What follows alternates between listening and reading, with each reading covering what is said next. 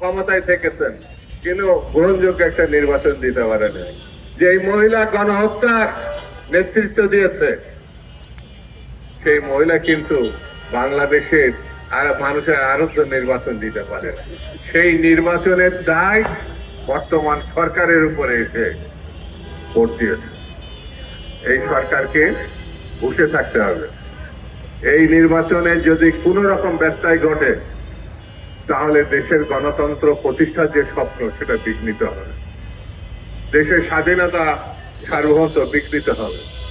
যেমন পার্শ্ববর্তী একটা দেশ বসেই আছে যেন আমরা ভালো একটি নির্বাচন করে গণতন্ত্রে উত্তরণ ঘটাতে না পারি।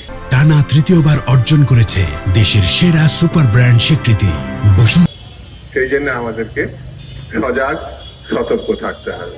বন্ধুরা, বাংলাদেশের কৃষক, শ্রমিক, খেটে খাওয়া মানুষ বড় কষ্টে আছে। প্রতিদিনই জিনিসপত্রের দাম বেড়ে যাচ্ছে। প্রতিদিনই তারা মানসিক যন্ত্রণা না, সংসার টেনে নিয়ে সামনে এগোনো খুব কষ্টকর হয়ে গেল।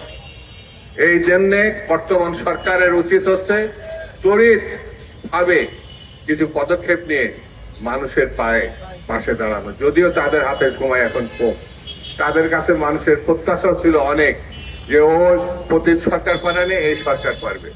17-18 মাস হয়ে গেল বর্তমান সরকার ক্ষমতা আসার পর জিনিসপত্রের দাম শুধু বেড়েছে, কমে নাই। আগামী সরকার আসা পর্যন্ত আমাদের অপেক্ষা করা ছাড়া আমার মনে হয় আর কোনো পথ আমরা পাবো। কিন্তু একটি জিনিস, ভালো নির্বাচনের জন্য আইন শৃঙ্খলা পরিস্থিতি ভালো হতে হবে।